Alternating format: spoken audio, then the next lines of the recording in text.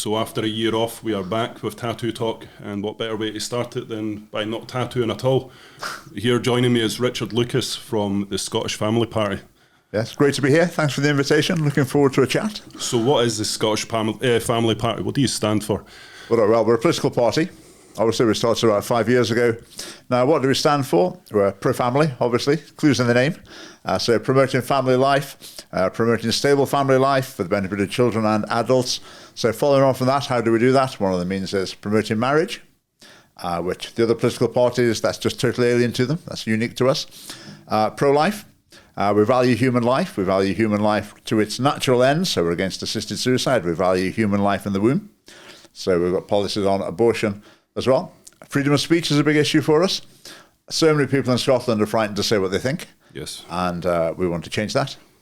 And probably the last priority is education. The Scottish education system is a total mess in virtually every possible regard, and it's heading in the wrong direction on virtually every issue, and we think we've got a better way. Yeah. That's a rough overview. What we're all Touching about. on the education part of it, I've had to withdraw my 6-year-old son from sex education. Now, This is done under the RSHP. And when I looked into it, it looks like they give out the information to the schools, and it's an incredibly subjective subject, and they give it to the schools to teach it in whatever manner they see fit. So they're taking a subjective subject and they're teaching it subjectively. So because I work in the tattoo industry, I work with loads of different people from different backgrounds, and the stories that they're coming back and telling me is alarming. In one of their kids' schools, they've got a pregnant 11-year-old.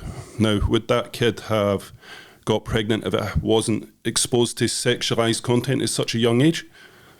Well, that's the question. Now, what the government would say, what the education authority, what a lot of teachers would say, is that we need to teach children these things. In other words, we need to sexualise children, otherwise they might end up having sex because they won't know what they're doing. But I say that's completely wrong. It's completely opposite.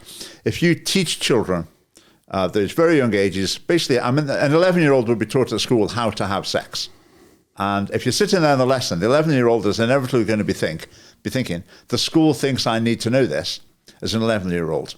The school's teaching me that this feels really nice.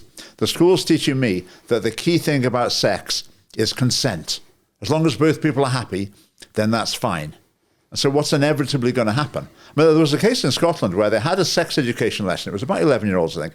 They had a sex education lesson. Then immediately afterwards, a girl was sexually assaulted in the some multi-gender toilets in the school immediately after the lesson.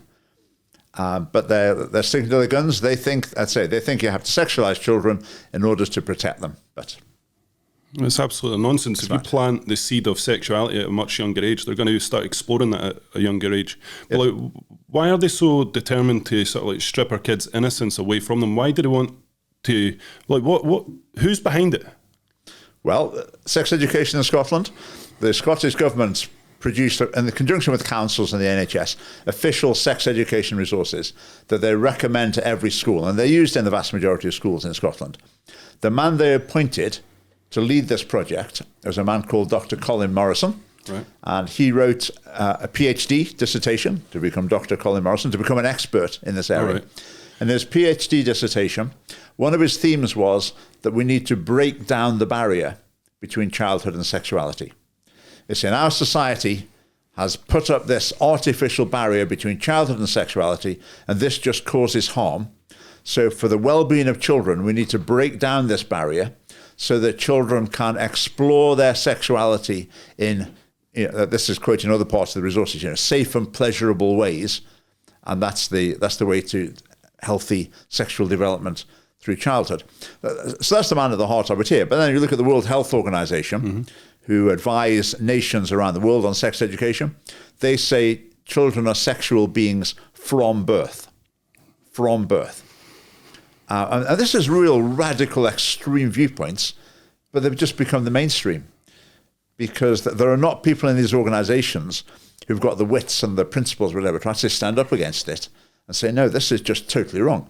So Dr. Colin Morrison, he's currently on the Scottish Education Council, which is the government's expert body, expert committee on education matters. So I wrote to the government and said, right, Dr. Morrison, he thinks we need to break down the barrier between childhood and sexuality. You've got him on your education committee. That's not right. You should remove him. And they replied saying, he was chosen by a committee and we like a range of viewpoints represented.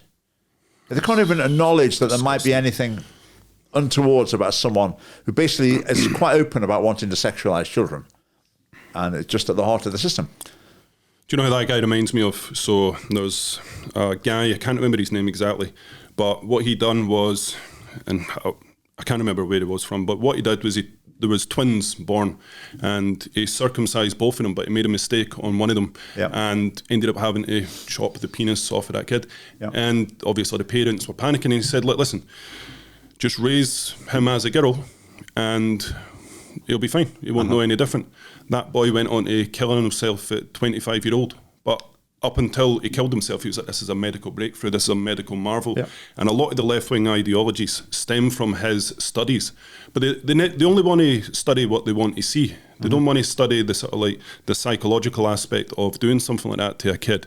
And it's absolutely mental. But that guy that you're talking about there, that sounds pretty simple, pretty similar, because that guy believed that kids were sexual beings from the day they were born as well.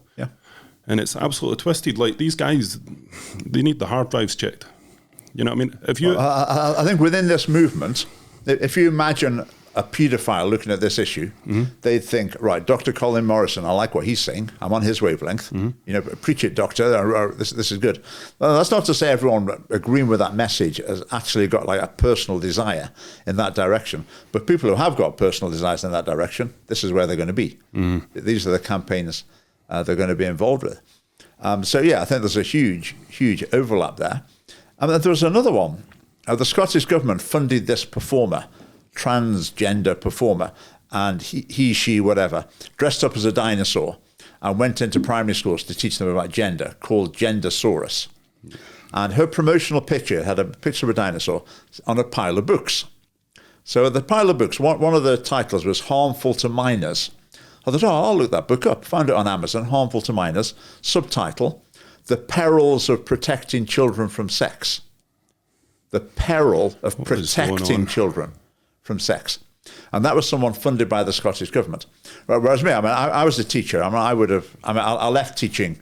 I would have been fired or struck off because of the views I've got, because that's just not acceptable in teaching. Whereas these people, they're on the government payroll and they're setting the tone. So something is far, far wrong. Now, if you look at the MSPs in the Parliament, in the government, whatever, how many of them are thinking, yeah, that's my principle. Let's break down the barrier between childhood and sexuality. Most of them are not thinking that. Most of them are not thinking at all.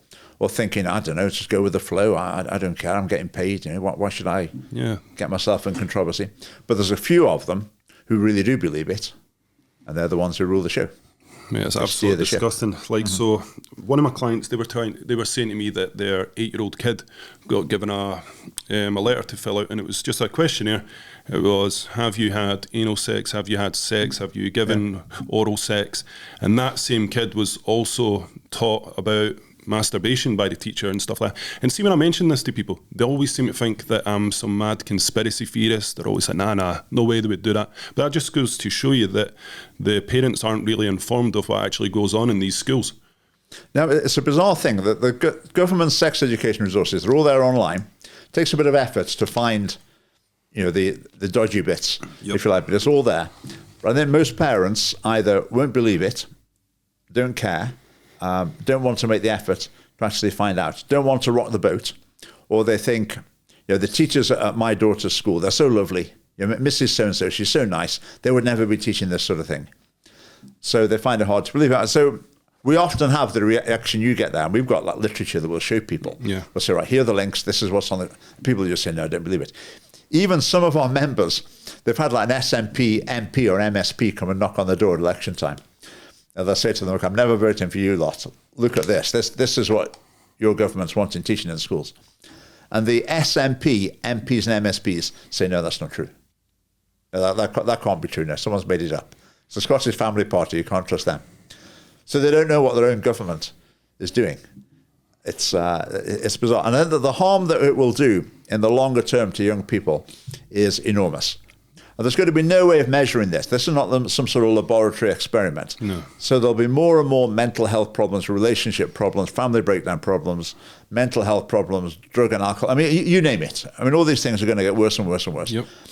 But no one will be able to actually pin it down to you delivering the wrong messages in school. Of course they won't. They'll always have another excuse. And what they always say is, no matter how bad things get, the solution is always, we've got to go further in the direction we're already going. Yeah. So the problem is we haven't gone far enough down this road. If we can just go a bit further, then everything will be okay. And where does that end? Well, do you think the RSHP are pushing their stuff under the guise of the LGBT, basically like using the LGBT as their fall guy as such rather than them themselves, if that makes sense? I think the LGBT campaigning groups are hugely influential. Really? In the sex education. So, for example, when 5 to 8 year olds are taught about, hang on, let me get this right. Sorry. So when children in primary school into secondary school as well, when they're taught about sexual intercourse, there's always got to be equal billing for basically anal sex and vaginal sex, because to not do that would be seen as homophobic. So there's that equal billing all the way through, right from nursery. They're saying family can have 2 mums, 2 dads, 2 mums and 2 dads. Any combination of adults can make a family. So undermining the ideal of natural family. Yeah, I would see that. And right from 5 to 8 year olds, there's a video of 2 boys falling in love. So this is the 5 to 8 year olds. These are, if you take a boy for example, probably his best friend is going to be a boy, and they're showing this video of boys fall in love with boys. So that boy thinks to himself, well, who's my best friend? Who do I love most? Do I love the girls? Oh, no, I don't like the girls. No, I love my friend Pete. He's my best friend. So do I love Pete? Am I gay? Maybe I am. So that's the seed it's planting. And then completely unnecessary. It's absolutely mental. And see, another thing, like, so one of my clients was telling me that in their school, there's these 2 kids that identify as cats, right? Right. And kinks and all of that stuff, that's all protected under the LGBT umbrella. And these kids, they wanted a litter tray installed. Obviously, they're cats. Where else are they going to go to the toilet? And the cleaner was like, if you think I'm cleaning up a litter tray, you've got another thing coming. So what the kids done in retaliation was they pissed everywhere and shat everywhere. Those kids now have a litter tray in the toilets. Like, what is going on? Like, why is everyone too scared to say that's wrong? I've heard stories about that. Lots of schools have denied them. I've never heard this sort of first hand. I've heard someone yesterday saying that they've heard another school where a pupil identifies as a fox, and they go along with it. Furries. Yeah, I mean, it is. Yeah, it's just completely mad. I was hearing from someone quite recently at a school where they've got a teacher who's non-binary and refers to herself as Mux instead of Miss or Mrs. or whatever. Oh yeah. And so the pupils are expected to enter into that, or they're expected to use that. No. So, now, if that was me, I would say no. I don't want to use that. I'm not going to call you that, because if I call you that, I'm endorsing your ideology. I'm implying that I agree with your belief system, but I don't. And that's what's happening to the children. They're being expected to go along with other people's belief systems. They're expected to endorse adult sex lives. They're expected to endorse adults' gender or whatever other identities they happen to come up with. But it's partly they're too young to be dealing with the issues, and partly that no one should be expected to endorse someone else's beliefs. It almost feels like as a parent these days, the school's teaching them, and I've got to unteach quite a lot of it. Like for me personally, like when it comes to transgenderism and stuff like that, to avoid the headache, to be fair, I just avoid using whatever they've transitioned to. I just call them by their name, you know what I mean? But this, they, them, the Z, zer, zim and all of that, like I 100% refuse to even slightly humour it, and I'll tell them to their face, I'm not using your pronouns. It's absolute nonsense. What's your take on that? Do you use the pronouns? What do you just, how do you deal with it? I've never actually encountered someone who's asked me to use other pronouns. Yeah, they then. But I think my reaction would be, I wouldn't do that. Having said that, I have spoken to someone at some length who's transgender, gender dysphoric or whatever, and their story was that they have episodes as a man where he like wants to be a woman, and he'll start to go down that road, and it makes him thoroughly miserable, generally goes along with like drug abuse and alcohol abuse, mental health problems, and he really hates it. And when he's in that mode, he just wants to get out of it as soon as he can. So he regards his like gender dysphoria as a problem he's trying to overcome. Now I can I can understand that, and I can help him with that and talk to him about that, and I think he's doing the right thing. Yeah. Whereas if the government gets his way, that conversation would be illegal. That would be classed as conversion therapy. Yeah. And I wouldn't be allowed to have that conversation. Like the thing I don't like about it all is like how easy it is to transition. You know what I mean? Like, and the fact that like there was a protest in Glasgow this year where they were out like protect trans kids' rights. You know what I mean? They want to give them their tablets. They want to give them that.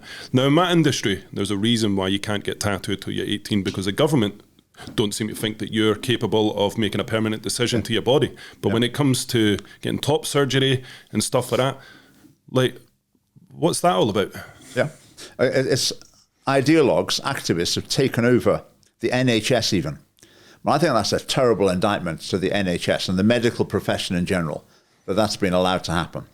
So we've got the Sandiford Clinic in Glasgow where they'll take children, they'll take them under 16. It's only when they're 16 they can start the physical treatments, but they'll just be led down that road. And also you've now got private clinics advertising their services.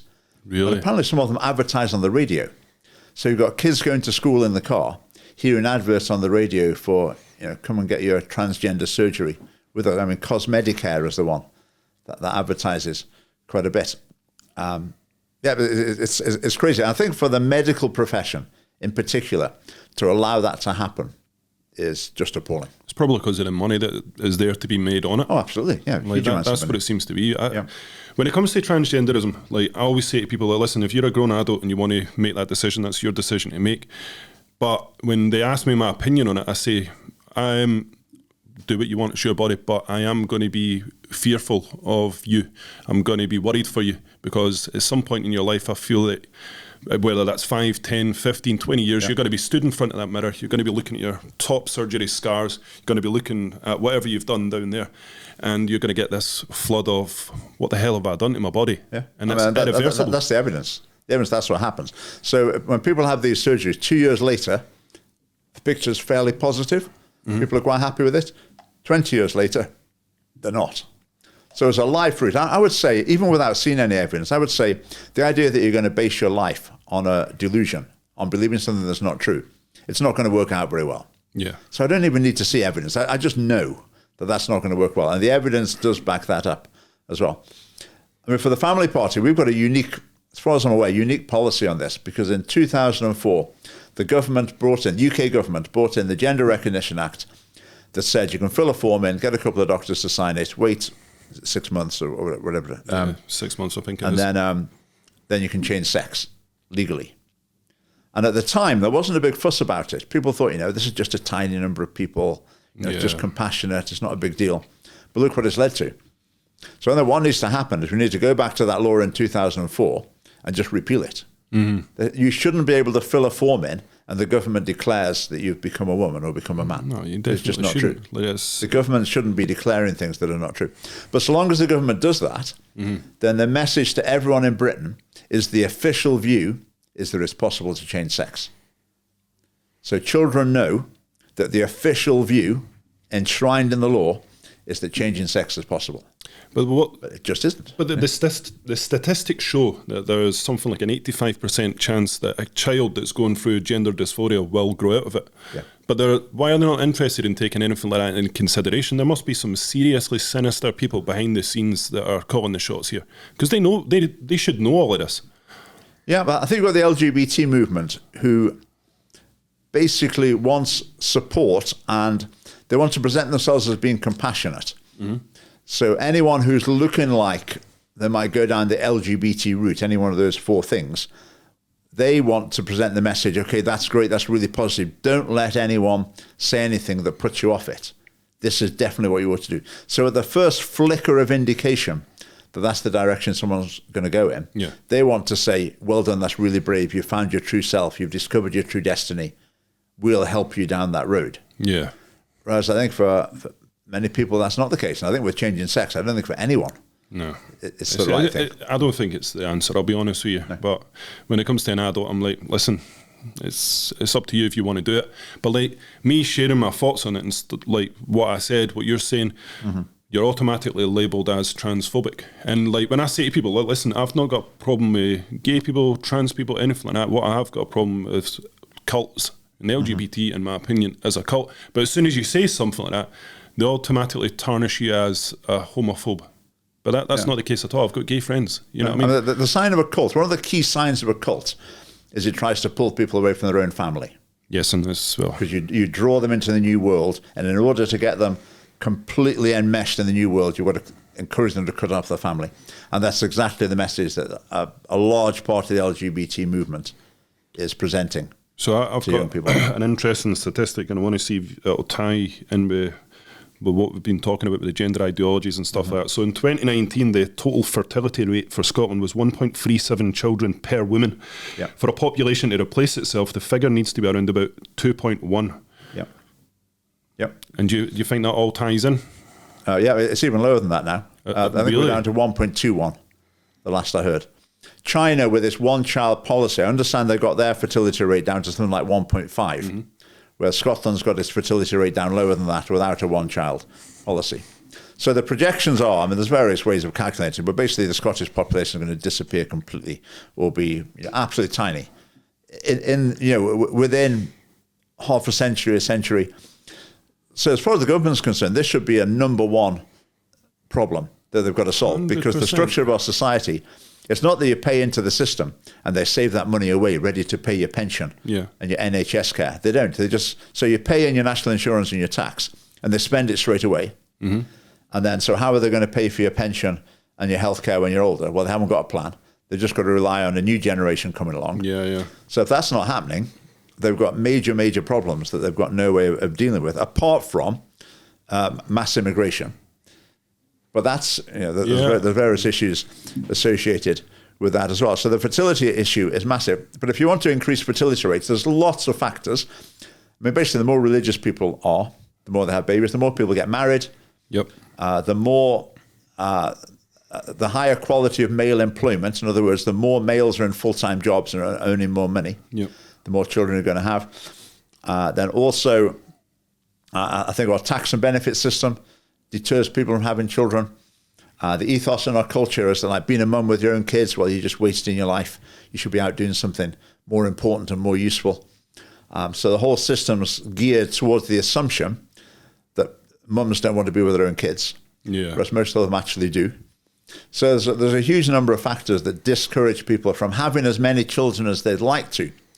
When families are asked, how many children would you like to have? They generally say, give a higher number than the children that they actually have.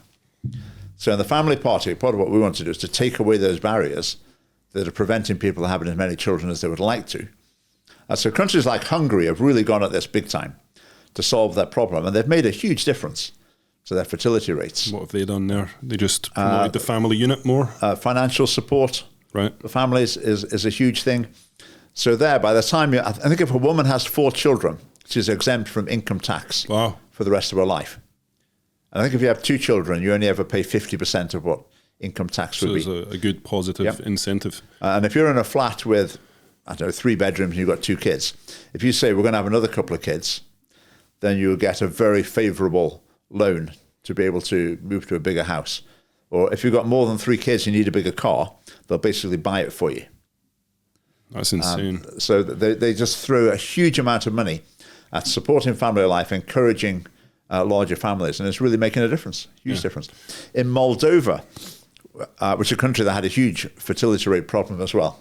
It's a bit of a tangent, this is. The patriarch of the Orthodox Church there declared that he would, he's like the equivalent to the Pope. He declared he would personally baptize every 4th child. So if a family has 4 children, he'd go to the big cathedral, he'd personally baptize the 4th one. And if you look at the graph, like from the time that's introduced, the fertility rate actually went up. So all these people go along with their family, dress up in it's like being invited to like the royal wedding or something, and have this big event in the cathedral, and it's made a big difference. So things can. What I'm saying basically is things can make a difference to it. One of the Scottish government's proposals, which is totally the other end of the spectrum, is to provide more fertility treatment to single women. Right. So in other words, produce more fatherless children. Yeah, but that's never going to be good. No, that's the Scottish government's idea of increasing the fertility rate. So all the other things I mentioned before, they're not interested in those. But fertility treatment for single women, they think that's the way forward. Man, another topic I want to touch on. Do you think this country is suffering from a severe lack of accountability? Like, you've got mental health crisis, you've got an obesity crisis. Mm-hmm. The UK now apparently has an obesity rate percentage of 64% of the population are obese, and that costs several billions each year. Yeah. And what is this? This total lack of accountability. It's almost like it's been like this, the LGBT, the body positive movement is like they're hiding it under the guise of that. You know what I mean? Yeah.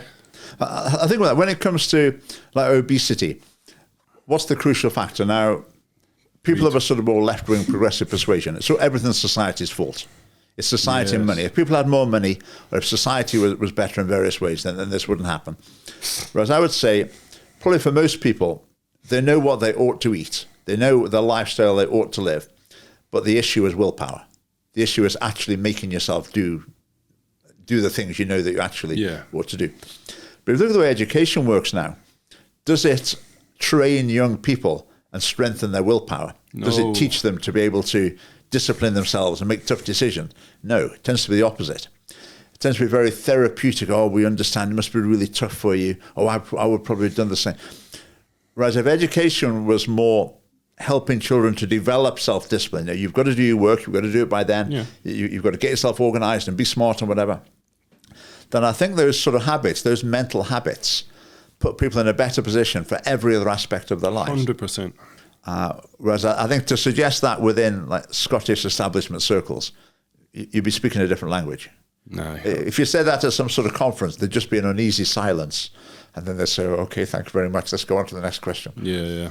But I think that's what it comes down to. But they will not acknowledge it. And this idea that, the sort of faults and foibles and bad choices people make are never their fault.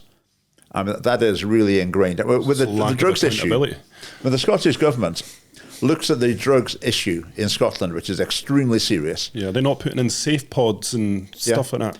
Another thing they say, they've got an expert group producing a report, and they said the real issue with drugs we need to tackle, the heart of the matter is stigma. So it's not the people like injecting themselves with poisonous substances and they're dropping dead. That's not the main issue. The main issue is stigma. So in other words, it's really the fault of people like me who think, well, taking drugs, you shouldn't do that. That's not a bad choice. No. That's not good for society. It's not good for you. Shouldn't. So you shouldn't do that. If you are doing it and you're going to get out of it, you're trying to get out, then I'm right behind you. Brilliant, well done. That'll help you all the way 100%. To leave it behind. But as a choice to make, that's a wrong choice.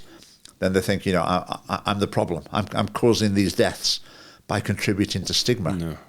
It's just an inside out, upside down. Yeah, so I come from a family of drug abusers. Mm-hmm. My dad, he was a heroin addict. Right. My mum, she used to take loads of drugs. She still does, like the pharmaceutical, but she's heavily addicted on them anyway. Mm-hmm. But like, I can't see in any situation where giving them a safe space to go and shoot up when they could just do it in the house anyway, and they're going to do it in the house. Like, what are the difference? Like, what are these safe pods going to be? Is it going to be when I go down the centre, you're going to have the photo booth there, and then you're going to have a booth for them to shoot up in? And I've taken... Yeah, I would imagine you get like porter cabins popping up in town centres. I don't know. I think the big problem is the message it gives is basically we're cool with drug taking, really. Okay, it might be illegal, but we're really okay with it. So we're just going to help you. Keep you safe. The stories I always tell with this is that the little village I live in Edinburgh a few years ago, someone was high on methadone, right? So paid for by me from my taxes on the NHS, and he drove a car into a family, killed a little girl, and the mother lost her legs. So the Scottish government, it's harm reduction. They're always thinking, so how can we make it safer for this person to take their drugs? How can we provide them with the drugs in a different way? But the real danger, the main concern, I think, with drug addiction is its effect on other people. Yeah. That's the critical I can concern. vouch for that. Yeah. But the Scottish government, they will virtually never talk about that. It's just, here are some people in a mess. What would they like us to do to help them? Yeah. Which has got something in it. I mean, we do want to help these people. We want to help them in the direction where they think okay, I want to get free of this. And then you provide every assistance possible to help them to do that. But it's not just that person. It's wider society. It's their friends. It's their family. It's the person they drive their car into. It's the people in the flat above when they set fire to the place. It's a much wider issue. Oh, it's an incredibly destructive thing to even slightly humour drug abuse. Like I say, I've seen what I've done to my dad, but like I had to make the conscious decision. So my dad, he came around to my house to have dinner with me, my wife and my son at the time, and he started falling asleep at the dinner table. And I just turned around and said to my wife, I was like, I grew up with this my whole life. I was like, there's no chance he is. So I didn't make a big scene. Got my dad back in the car, drove him home, polite the whole way. And as soon as he got out of the car, blocked his number, never spoke to him again. I was like, don't you ever come around here with drugs around my kids ever again. There's no safe way to take it. There's no acceptable way to take it. It needs killed at the source. And do you think the laws and the people that are selling the drugs is too soft? Yes, and basically, they're talking about decriminalising all drugs in Scotland now. That is the government's approach. There was a debate on it in the Parliament just yesterday, actually. I watched some of it this morning, and the SNP minister is saying we want to decriminalise possession, personal use of all drugs, which is incredibly radical. But at the moment, I mean, the police are pretty light with the issue. Oh, yeah. In any case, I mean, you can't walk around anywhere without smelling cannabis I'm sick of it. Every 30 minutes or so. Stinking. And the police must smell that as well. They just ignore it. So the policing is already pretty lax. But most parents, what would they prefer? Would they prefer their children to grow up in a world where the drugs were just not available? Or if they did come across them, they would know this is really illegal. This is a big, serious matter. You could be in big trouble if you take this. The person offering it to you is a serious criminal.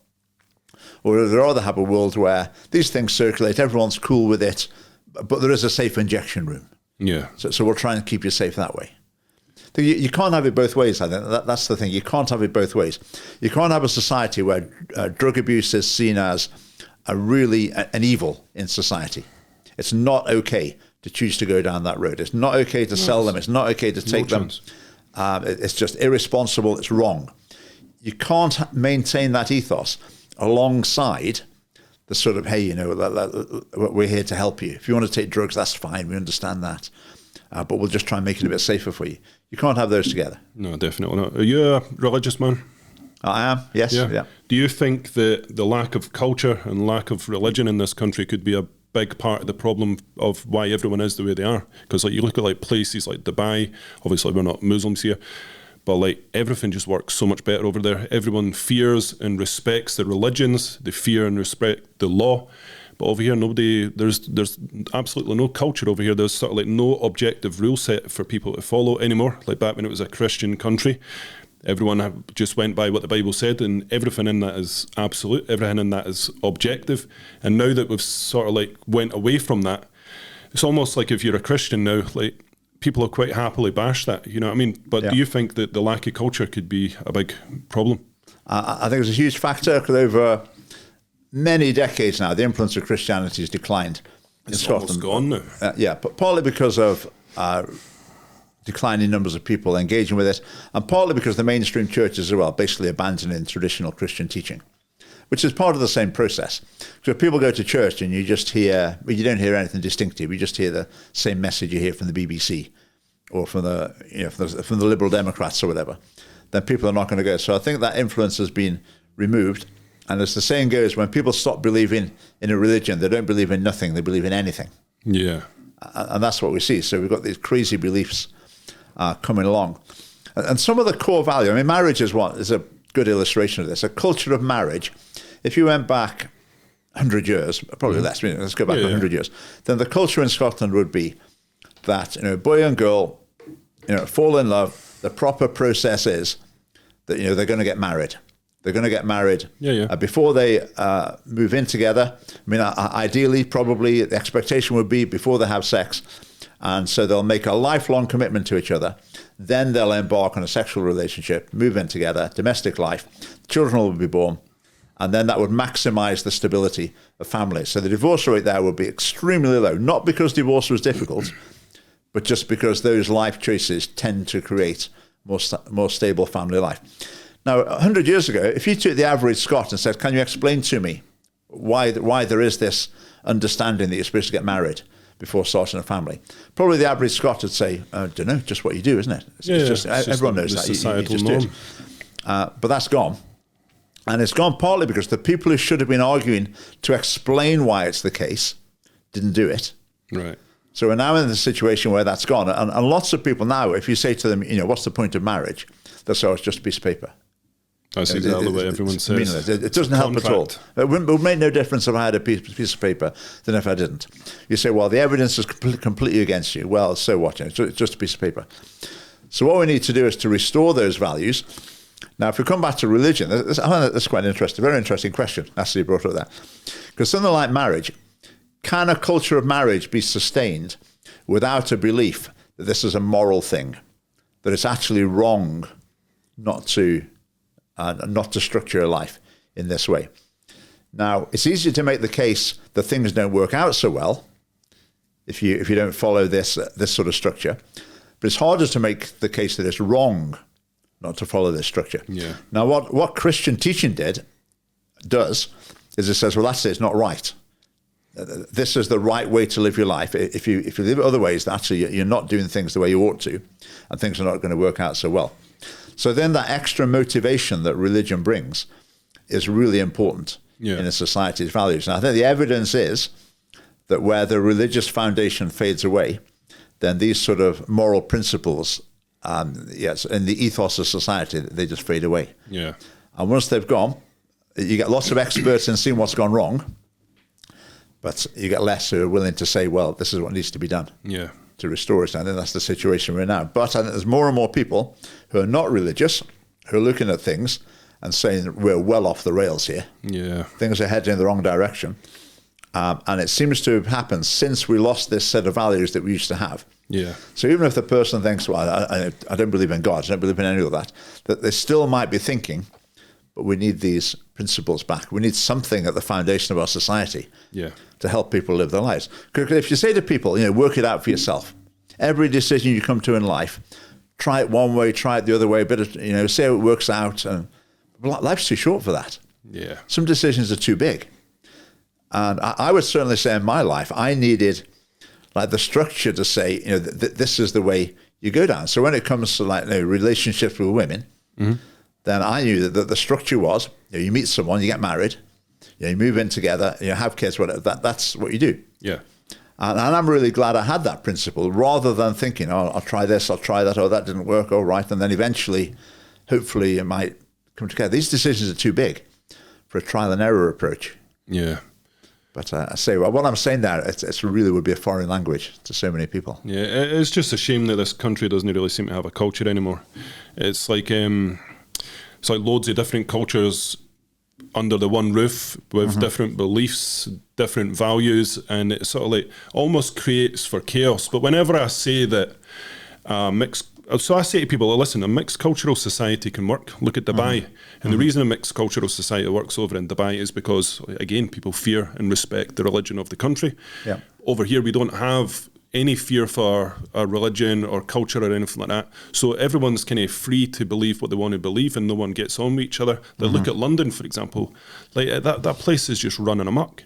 That's a failed society. Yeah. Well, I think with immigration, I think is immigration a good thing? I think sometimes that's a bit like saying is food a good thing? Yeah. Well, some sorts are in some quantities, yes, but I don't think anyone would say, if Rangers wanted to sign an African centre forward, I don't think anyone's going to say, oh no, we don't want that. But on the other hand, if you have subgroups within a society that are isolated, insulated, and start having their own agenda, then obviously that can lead to tensions. I think with immigration, one of the possible negative effects is when immigrants bring in political conflicts and they import them into the country. So you end up with Hindus and Muslims fighting with each other in Birmingham. I mean, that's the last thing you want. So I would want immigrants to this country to be focused on Scottish politics. Now, it's interesting with the family party, and we've been out knocking on doors recently, and when we speak to Muslims, they'll look at our policies and they'll often go, right, that's it. I like that. That's great. 100%. That's great. Now, if a Muslim was thinking along the lines of, I want to impose like Sharia law on the whole of Scotland. That's my long-term vision, is for Islamic principles to be imposed on everyone. Yeah. Then they're not going to find anything to support that with the Scottish Family Party. But if they're thinking, family life, traditional values, that's what we're all about. We don't want our kids corrupting at school, etc., etc. Then they look at the Family Party and think, yeah, that's what we want. So I think that there's quite a few Muslims in the Family Party, and Muslims who are engaging like that. I think that's fantastic. Yeah, and that's sort of immigration, like working, if you like, working at its best. But you do inevitably get tensions. What tends to happen if you have an immigrant group that's a bit isolated, then it tends to get bigger and bigger, because the bigger an immigrant group, the less of a barrier there is to other people moving into it. If you're the first person going to a country, you'll think, this is going to be tough. I'm going to have to learn a new language. I'm not going to know anyone. This is going to really be a real big effort for me. Yeah. I'm going to go and do it, and I'm going to throw myself in, and I'm going to become part of what's going on here, and whatever. Fine. But by the time you've got a community there, and maybe lots of people speaking the language, someone looking now will think, well, I already know lots of people there. Yeah. I'm not going to need to learn the language. This is not a big leap at all. This is a really small decision, so I'll go and do it. But then that immigrant is maybe the sort that ultimately is not going to be so positive, because they're not coming with the idea of, I'm moving somewhere new, this is going to be a big effort for me. They're thinking, I'm just going to be part of a different community, speaking my own language. And ultimately that can lead to problems. And I think that those problems are evident in England. I think in Scotland, we don't particularly have those issues, but I think in England and other European countries, I think they're 100%. I always explain to people, like, if you imagine England as the bathtub and Scotland's the little overflow, we are literally just at the overflow. They're running out of space down there. It's only a matter of time before it changes drastically up here, and I think it's going to change before people even realise it. But the general principle is that without restrictions on immigration, then migration flows would be absolutely colossal. There have been a couple of cases in history where there have been no barriers to immigration between poor country and rich countries. And what happens is, it's just like the population doubles or triples or whatever. I mean, just totally massive scale immigration. And I think a lot of people don't realize that they think, if we said, okay, people can come over in their small boats, that all that would happen is just those small boats, instead of them, there's the same number would arrive. Yeah. But that's not what happens. Any rich country that takes down the barriers, there is like a massive, massive influx of people that would totally transform the character, the services, etc., in that nation. And I think that's a serious issue. I think on the other hand, I think quite a few people who come to Scotland, they're intent on working hard. If you look at the East Europeans, I meet as well. Hard. They're coming here, they're going to work hard, they're going to be here for a certain length of time, then they're going to go and, maybe some of them, they're not particularly intent on integrating into Scottish culture, but they don't think they're here for very long. Yeah. So, they're sort of okay. But they're not coming with another agenda. No, not at all. And same with the church I go to has got loads and loads of Nigerian people there now. There's people from all over. And most of them, what they're intent on in this country is just getting on with their life, making a success of things, just the same as everyone else. Yeah. But it's when it's not that, when it becomes, we're a subgroup and we're here to advance our particular interests. But the Scottish government, of course, encourages that. As soon as they can identify the group of Afghans or Syrians or whatever, they want to find them a leader, start giving them grants, special grants for things, trying to appeal to them as, we'll meet your particular interests. In other words, we'll give you money one way or another. Yeah. And that's the way they try and appeal to these people to try and keep their votes. And partly that hinders integration, and partly other people resent it. Yeah. I mean, quite rightly, people get fed up. I mean, the classic case, do you know Hamza Yousaf's mum? No, I don't know about her, no. I know about him, though. Right. I don't know if she still does, but she ran a charity for Muslim women in Glasgow. This charity operated from one house in Glasgow. So this charity applied for a grant from the government to reduce its carbon footprint. And they were granted £150,000 one year. And they applied again the next year and got another £150,000. Right. Which to me, I mean, there's no other word for that but corruption. I mean, if my mum was running a charity in Scotland and she filled in the form to apply for a climate change grant, she would not have been given £300,000. No, not a chance. But that's if you look at the mosques as well, they even these climate fund grants, 100,000 here, 100,000 there, fit some energy saving light bulbs, do a car sharing scheme, put some posters up, and it's basically buying favour. It's buying votes. So the Scottish government quite likes the idea of there being these distinct communities, because then they can make a special pitch to them and win them over. But in the long term, it doesn't work. The pattern is that with immigration, the first generation or two, they'll go along with that. They're quite receptive to the pitch that you're an immigrant, you're getting a tough time, people are discriminating against you. Poor old you. We're here to stick up for your rights and to help you. That plays quite well with first and second generation immigrants, but eventually, immigrants tend to turn their back on that. Yeah, I mean, that's happened very much with the Indian community in Britain. Yeah, then now we're not interested in that. We're getting on with things. We're doing just fine.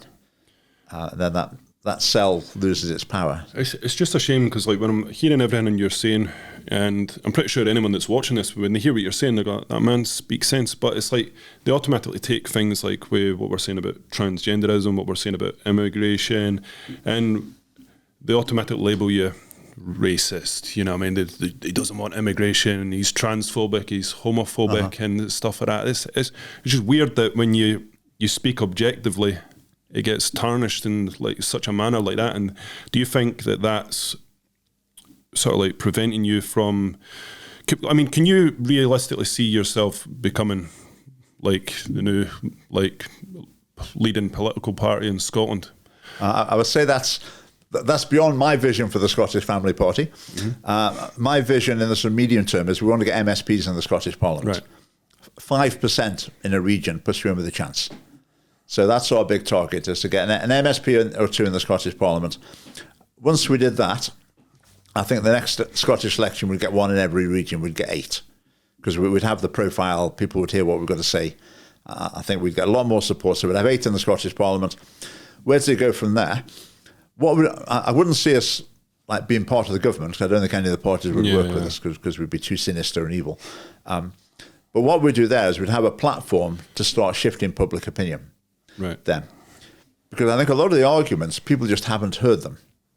I mean, you mentioned the immigration issue. It's so toxic to talk about it. Yeah, and it flares up so quickly. Whereas it's actually perfectly reasonable with immigration. There's a whole spectrum of views, and you've got to position yourself somewhere on the spectrum.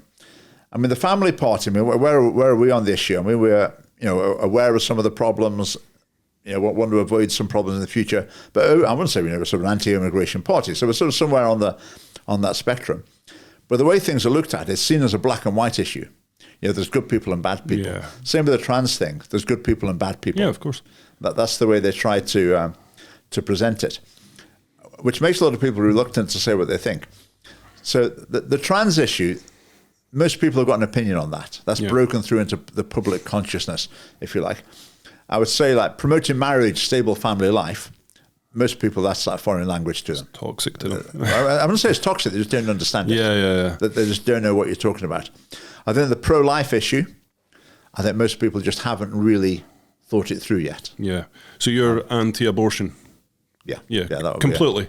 But pretty well. So I say to people, listen, I don't like the idea of abortion because it's life is conceived at you know what I mean? But I always say to them, the one area where I have I'm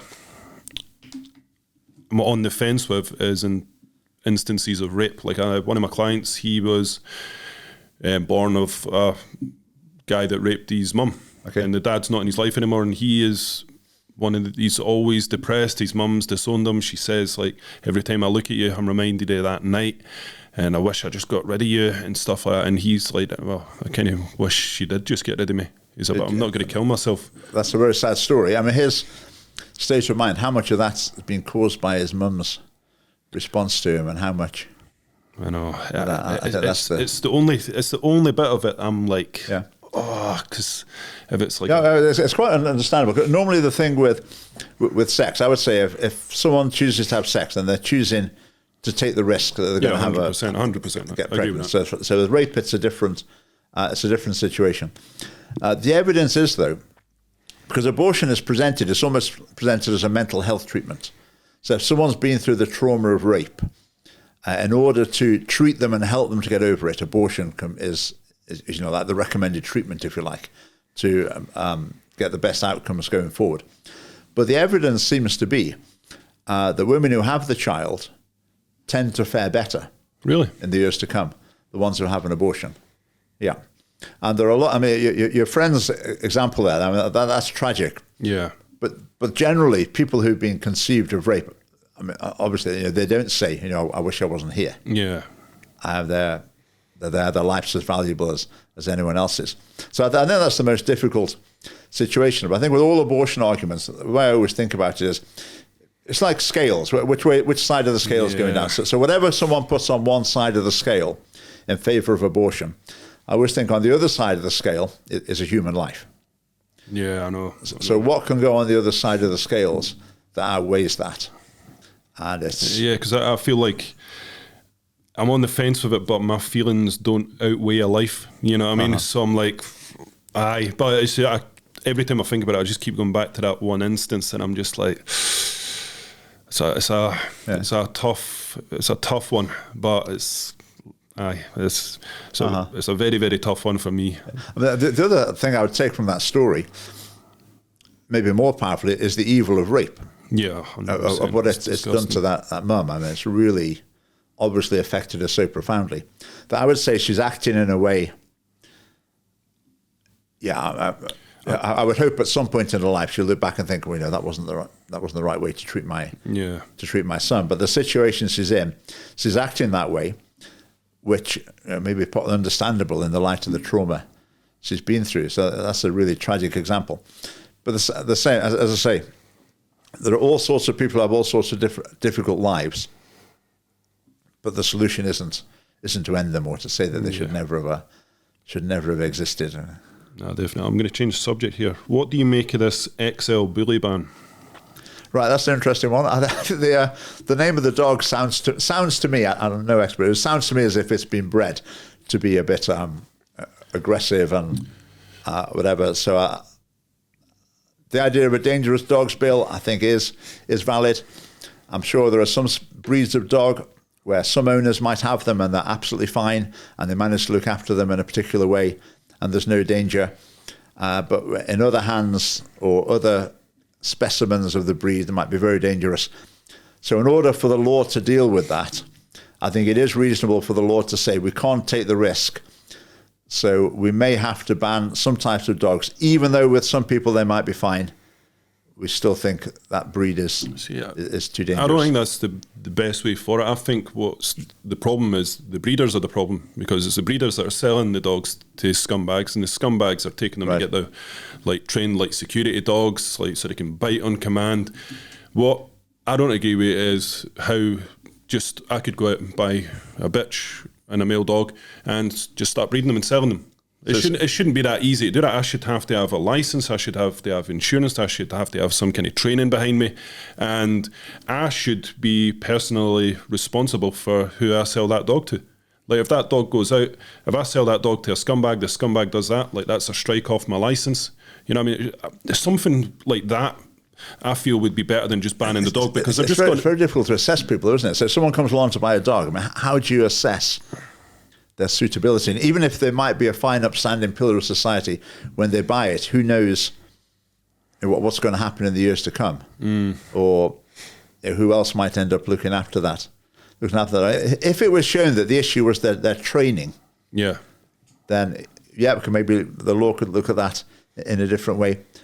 Yeah, but it's a bit it's a bit similar to the guns argument. Yeah, isn't it? It's something that just is so dangerous in the wrong hands that there's cases where people who might be responsible with them, unfortunately, it can't be like it's like lots of things. It's like driving as well. I mean, lots of people might say that the way they drive over the speed limit is actually not dangerous at all. Yeah. Whereas if the speed limit wasn't there, someone else who might think, oh, well, if I can decide if I can drive a bit faster, then they might make the wrong decisions. Yeah. So that's always the problem with the law. It's always going to be trying to deal with the least responsible person. Now, if the decisions they're making are just affecting themselves, that's one thing. But when it's a danger to other people, then that's a different one. So, yeah, tricky issue. I'm no expert in it. But. No, definitely. So I know you're not a fan of Andrew Tate, but if you were to give people role models to look up to, who would you say? Role models. I like Matt Walsh. Yes. Ben Shapiro. Candace Owens. It's interesting. People like that, they're communicators. Yes. Aren't they? They're thinkers and communicators. To what extent are they role models as well? From what I know of those people, I think they are role models. Yeah. In terms of their, the way that they're leading their lives. I guess what I would tend to say to people is, rather than looking for a role model, look for the things to believe. And if people are teaching that, if people are presenting that to you, that's great. But then if their lifestyle doesn't match up to it in some way, well, that's a separate thing. Yeah. Because there's always the danger that people see someone as a role model because they like what they're saying, or they like, sport or whatever. They like the way they play the game or whatever. But then when their life doesn't match up, that can be a bit of a crisis for people. So I would probably encourage people not to really think in terms of role models. So, if there's a sport you like and you've got a hero in that sport, great. But that's the sport. Yeah, yeah. Okay, you might listen to what he's got to say about other things, but you don't really care. The sport. Then if someone's talking sense about something, and you really like that, that's really helping you with your life, think it's speaking the truth, then great. But even that person, what they might do in their life, if it doesn't match up, then that's a separate thing. It's the truth that you've been attached to. And my experience has been quite a few of the people that I've seen that have been influential on me. I've thought, they've been really, really good. I like their message. That's been really helpful to me. Then before you know it, they're doing something you're thinking, oh no, what's going on here? Yeah. So probably my main message in terms of role models would be try not to have them. Yeah. General role models, just admire people for various things and try and seek truth and wisdom. Yeah. Live according to that. I think that's pretty fair. Right, before we start wrapping up, what do you make of trans people competing in female sports, and what prison would you send them to? Competing in female sports, just total nonsense. Madness. I had this debate with a girl the other day there. She said, so you're trying to tell me that a guy that's went through the hormone replacement therapy in a year from now has got any advantage over me? And I was like, well, we have. So a man, our hips are narrower, which means that we've got a greater power to weight ratio, meaning we're more explosive. Our bone density on average is something like 15 kilos more. You can't change stuff like that. And trying to tell them that there is a genetic difference is almost insulting to them. Yeah. But I feel like we need to go back to this society where we need to realise that men have weaknesses, men have strength, women have weaknesses, women have strengths, and together they complement each other. But if I say that, it's like, yeah, but you forgot about the same-sex couples, you forgot about this, you forgot about that. Yeah. And it seems to be like, when I just speak on a biological level, like I'm chastised for it. Yeah. Yeah, I think that the complementarity of men and women needs to be recovered in our society, that's for sure. But the idea that you can have sports categories where the rules of deciding who's a man and a woman, where you've got 20 pages of rules of what chemicals you have to test them for and that. I mean, that's not sport. It's just total nonsense. So I think if someone changes gender, then basically they've opted out of sport. Yeah, unfortunate truth. You can have a special category if you like for them, but you've opted out of it. Yeah. And that's that. Which prison? Send them to, well, in my book, there'd be no such thing as a Gender Recognition Act. Yeah. So there would never be any question.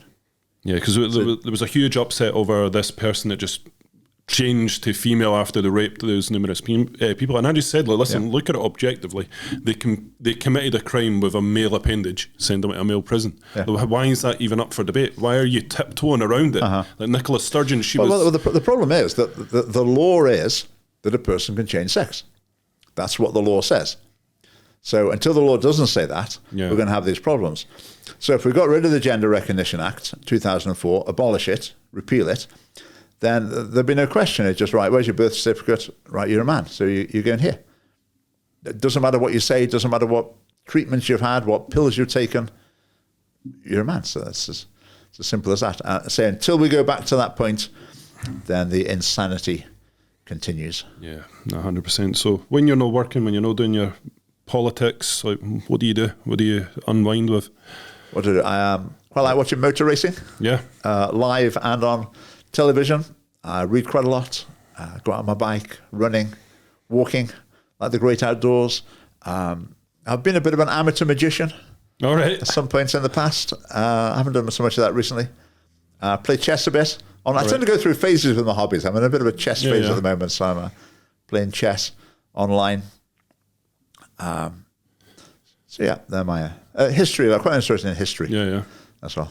I've seen this TikTok trend. It's how often do you think about the Roman Empire? Have you seen that? I'm aware of it. I don't understand it. What was it all about? I don't get it. No, basically, like, they're just like, all men think the same. Like, it's like how often, like, they're just going around asking their partners how often they think about the Roman Empire, and like, at least once a week, at least twice a month. Yeah, I've been somewhere in that ballpark, I would say. But have you got anything to say about the Scottish Family Party going forward? Like, what your plans are before we wrap this up? Like, yeah, we're standing in the Rutherglen and Hamilton West by-election. Niall Fraser's our candidate, who's a sparky character, a really good candidate. So that's quite exciting. We'll see how we do there. The main thing I say with the Family Party is we're in this for the long term. When we're climbing a mountain, where the media are completely against us, mainstream media, they'll only publish bad news stories about us. Anything that we want to go in, there's no chance. But if they think there's got something to hit us with, then they'll do that. So the real challenge is very difficult for a new party, but we are growing. We've got, I think it's 12 branches around the country. Wow. We've got a lot of activity, various different types. We've got a conference coming up in November. So I would encourage people to sign up to our newsletter at the website. Would be a good place to start, or better still, become a member.